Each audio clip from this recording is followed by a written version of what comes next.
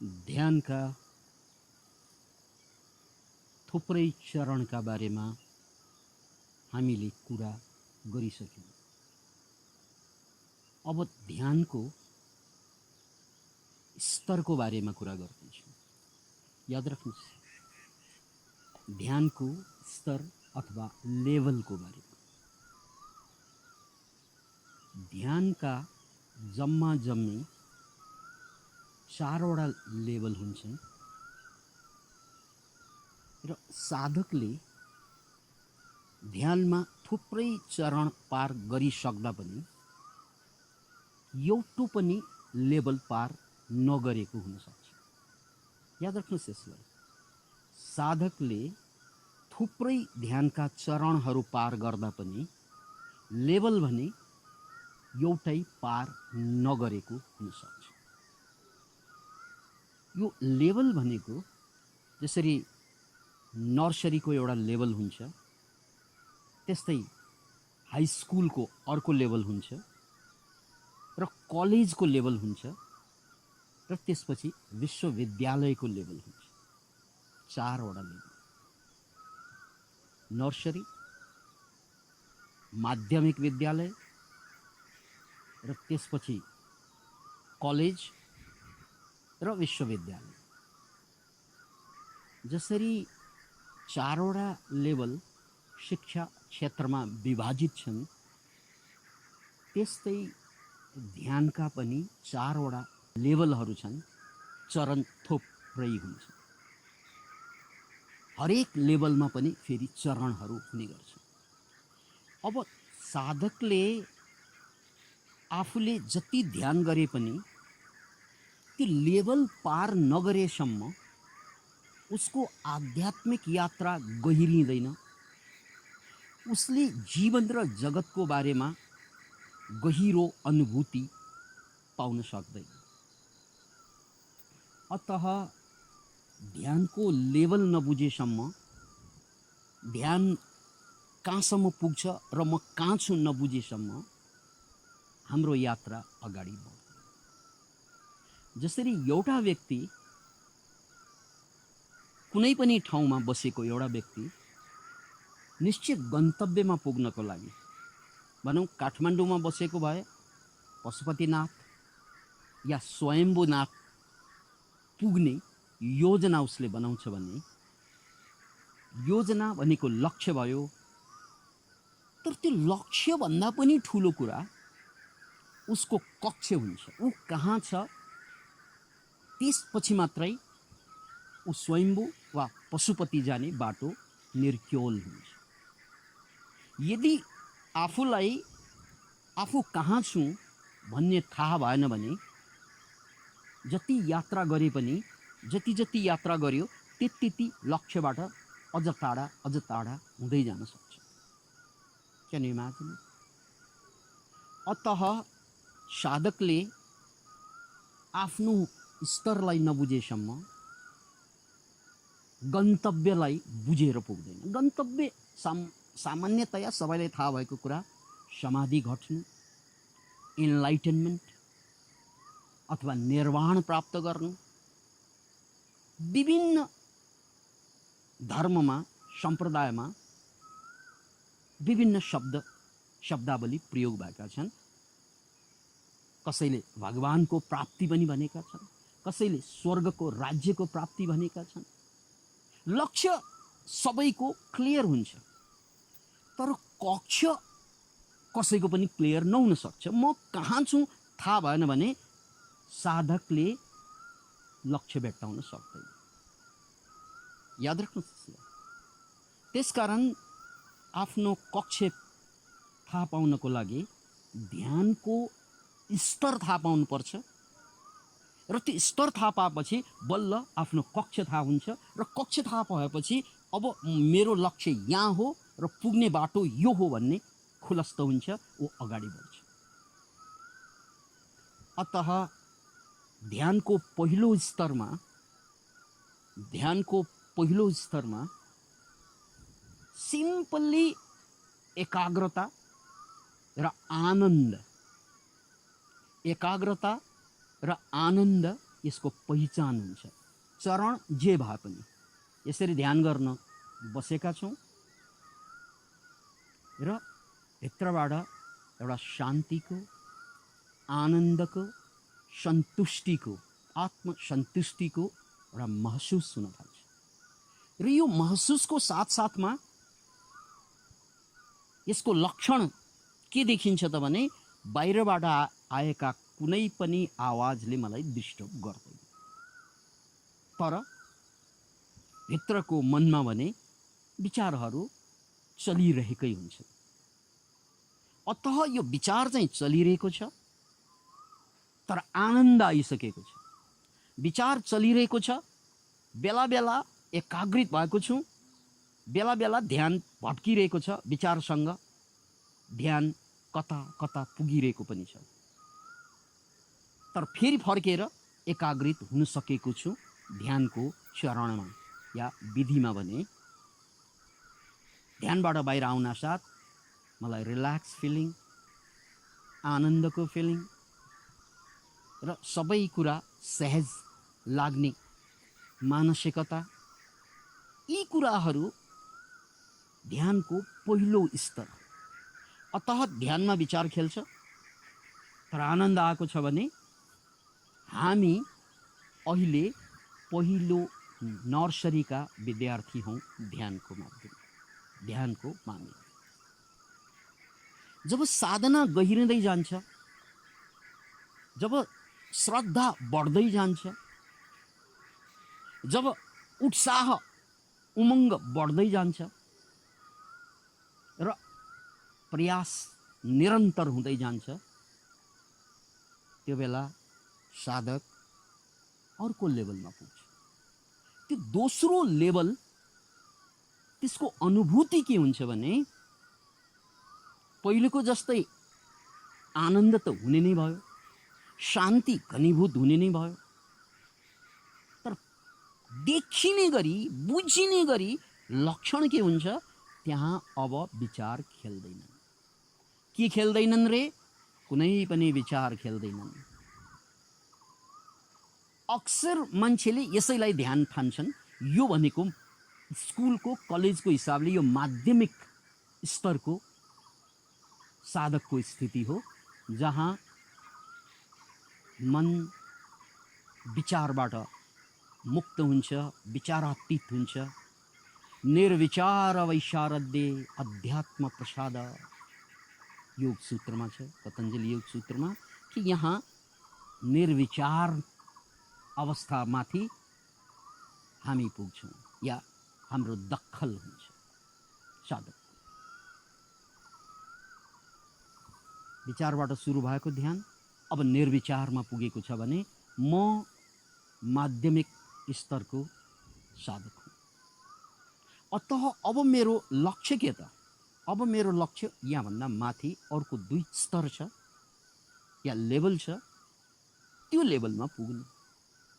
यो लेभलमा पुग्दा यहाँबाट आउने लक्षण के हुन्छ भने हामी भित्र बोधको जन्म हुन्छ, अवेरनेसको जन्म हुन्छ, एक एक विचारलाई देख्न सक्ने ताकत, एक एक भावलाई देख्न सक्ने ताकत, पश्यन्ती देख्नु, यो अवस्था पश्यन्तीको अवस्था, जहाँ मेरो नेगेटिभ विचार आयो भने विचार आउन साथ ल है मेरो मनमा नेगेटिभ विचार आयो, मैले देखेँ। मेरो मनमा पोजिटिभ विचार आए, मैले देखेँ। मेरो मनमा काम वासना आयो, मैले देखेँ। मेरो मनमा महत्वाकांक्षाहरू आयो, मेरो मनमा डरहरू आयो।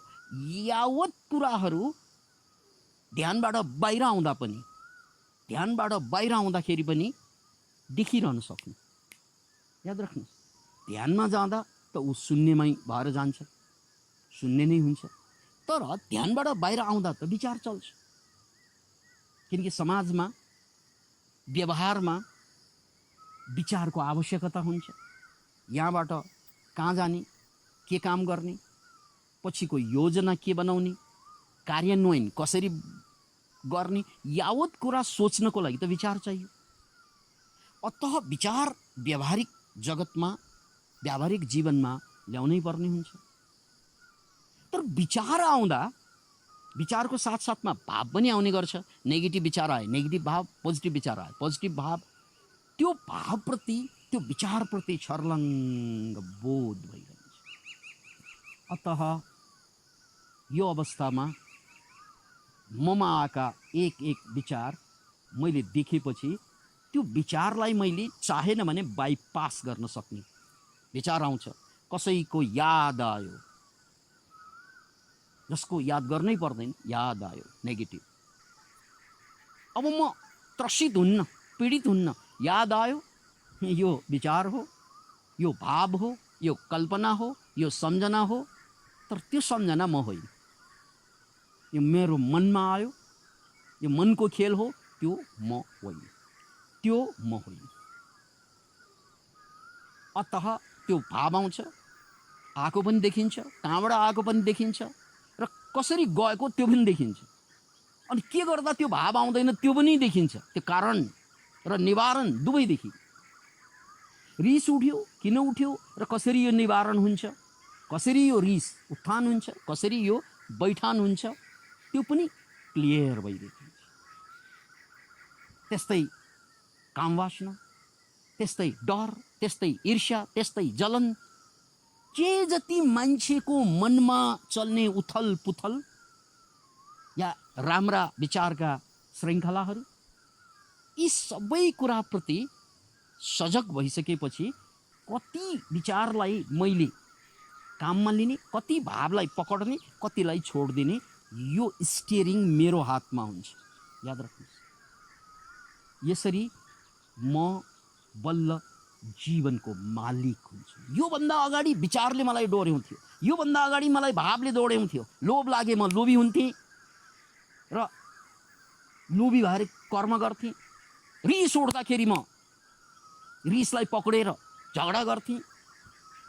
त्यस्तै काम वासना चल्दा म कसैको पछि पछि लाग्थेँ, बेविचार गर्थेँ, बलात्कार गर्थेँ। तर अब यी सबै कुराको कुनै ताकत हुँदैन, किनकि अब मलाई मनले सञ्चालन गर्ने होइन, अब मलाई भावले सञ्चालन गर्ने होइन, अब मैले भावलाई सञ्चालन गर्ने हो, मैले विचारलाई सञ्चालन गर्ने हो। म मालिक भएँ। अब म मालिक भएँ। यो लेभलमा म मालिक हुन्छु। त्यसकारण यो लेभलमा पुगेपछि बल्ल गएर म मालिक हुन्छु, आफ्नै मालिक। अत्ता ही अत्तनो नाथो, कोही नाथो परोसी। Can you imagine? त्यसपछि मात्रै मान्छे साँच्चै अर्थमा जागेको हुन्छ, जागरण सुरु हुन्छ। यो जीवन जागरण तेस्रो हो। नत्र भने अधिकांश अवस्थामा हामीले ध्यान गर्छौँ, हामी रमाउँछौँ, नाच्छौँ, गाउँछौँ, गुनगुनाउँछौँ, रुन्छौँ, चिच्याउँछौँ। यो सबै कुरा घट्छ, मलाई खुसी हुन्छ, आनन्द हुन्छ। तर जागरण नभएपछि के हुन्छ? ध्यान छोडिसकेपछि म फेरि पनि मेरो पुरानो स्वभावले मलाई डोर्याइदिन्छ। ध्यानमा बस्दा म असल हुन्छु, ध्यानबाट बाहिर आउँदा मलाई पुरानो चरित्रले, पुरानो कमजोरीले मलाई डोर्याइदिन्छ। यसकारण ध्यानको उद्देश्य आनन्द होइन, यो कुरा याद राख्नुहोस्। यो आनन्द भनेको भाग्ने तरिका पनि हुनसक्छ कति मान्छेको। कोही मान्छे रक्सी पिएर दुःखलाई बिर्सिन्छ, कोही मान्छे ध्यान गरेर बिर्सिन्छ, एउटै कुरा हुन्छ, याद राख्नु। कोही मान्छे ड्रग्स लिएर आफ्ना सारा दुःख बिर्सन्छ, कोही मान्छे ध्यानमा चुर्लम्म डुबेर दुःख बिर्सिन्छ र ध्यानबाट बाहिर आइसकेपछि फेरि उसको चरित्र लोभी भए लोभी नै, क्रोधी भए क्रोधी नै। जस्तो जस्तो क्रिया हुन्छ त्यस्तो भित्र प्रतिक्रिया या जस्तो बाहिर घटना घट्छ त्यस्तो अनुसार भाव चल्छ भने हामी गुलाम हौँ। अतः यसबाट मुक्त हुनु नै ध्यानको उद्देश्य हुन्छ। त्यसकारण सुख दुःख आउँछ जान्छ, तर जागरण भनेको बसिरहने कुरा। र यो पनि याद राख्नुहोस्, यो अवस्थामा मान्छे दुःखबाट किन मुक्त हुन्छ त भने यहाँ क्लियरली नै बुझ्नुहोस्, हामीले सिकेका कतिपय कुराहरू, किताबमा पढेका कुराहरू, अनि हामीले ध्यानमा अनुभव गरेका कुराहरू, प्रेममा अनुभव गरेका मिठा कुराहरू, त्यो सबै कुरा एकातिर हुन्छन्। तर मलाई डर लाग्दा, मलाई गाह्रो लाग्दा, मलाई रिस उठ्दा, मलाई पीडा हुँदाखेरि ती सबै मेरा ज्ञानहरू, किताबी ज्ञान, चाहे बाइबलबाट आएको ज्ञान होस्, चाहे कुरानबाट आएको ज्ञान होस्, चाहे वेदबाट आएको ज्ञान होस्, चाहे कुनै पनि धर्मग्रन्थ, धम्मपदबाट या त्रिपिटकबाट आएको ज्ञान होस्, म पीडित भएको बेलामा ती कुराले मलाई काम गर्दैन। किनकि ती सिकेको कुरा पास्टमा गइसक्यो, काल। तर मलाई पीडा वर्तमानमा भइरहेको हुन्छ। वर्तमानमा भएको पीडालाई काट्नलाई वर्तमानमा ल्याउने चिज चाहिन्छ। त्यो चिज भनेको अवेरनेस, बोध। त्यो तेस्रो लेभलमा बोध जाग्छ, त्यो वर्तमानमै हुन्छ। त्यसकारण अब यो बेला मलाई चाहिँ काम, क्रोध, लोभ, मोह, मद, मत्सर्य यी सबै पीडा बनेर मेरो जीवनमा जब आउँछ, त्यसलाई स्वाटै काट्ने हतियार हुन्छ, तलवार हुन्छ मसँग। त्यो के हो? बोध। यतिलाई मैले ग्रहण गर्ने, यतिलाई नगर्ने भन्ने मालिक म हुन्छु। यो लेभलमा पुगेन भने ध्यान गर्यो, आनन्द आयो, ध्यान छोड्यो, फेरि म उहीँ पऱ्यो भने रक्सी खानु र ध्यान गर्नु बराबर हुन्छ। अब ध्यानको अर्को लेभल, त्यसमा टुङ्गो लगाउँ। यो तेस्रो लेभलबाट पनि अर्को एउटा लेभल हुन्छ, जुन लेभलमा म सारा संसारभरका कुरा, सारा संसारभरका, ब्रह्माण्डभरका र म भित्रका सारा कुराबाट, मबाट स्वयं मुक्तको अवस्थामा हुन्छु। जसरी कमलको फुल हिलोमा फुल्छ तर हिलोबाट बाहिर निस्कन्छ, त्यो अवस्थामा यो भावदशामा अनि एक किसिमबाट म पूर्णतया शून्यताको अवस्थामा जान्छु। किनकि मैलाई पनि ग्रहण गर्दिनँ, संसारलाई पनि ग्रहण गर्दिनँ। संसार र म भित्रका कुरा चलिरहँदा पनि, नचल्दाखेरि पनि ती सबै कुराबाट म मुक्त हुन्छु र त्यो अवस्थामा ज्ञान डाउनलोड हुन्छ। याद राख्नुहोस्, त्यो अवस्थामा ज्ञान डाउनलोड हुन्छ। यही कुरालाई निर्विचार वैशारदे अध्यात्म प्रसाद, यहाँबाट यात्रा सुरु हुन्छ। रीतम भरा तत्र प्रज्ञा, अनि वास्तविक ज्ञान त्यहाँ जोडिन्छ। यो ध्यानको सार्थकता हो, सिद्धि हो। र यहाँसम्म पुग्नको लागि तपाईँ कहाँ हुनुहुन्छ र दोस्रो लेभलमा जानको लागि अब के गर्ने, त्यो कुरा पत्ता लगाउनुपर्छ। तेस्रो लेभलमा जानको लागि, चरण होइन लेभलमा जानको लागि के गर्नुपर्छ, के गर्नु हुँदैन, त्यो पत्ता लगाउनु।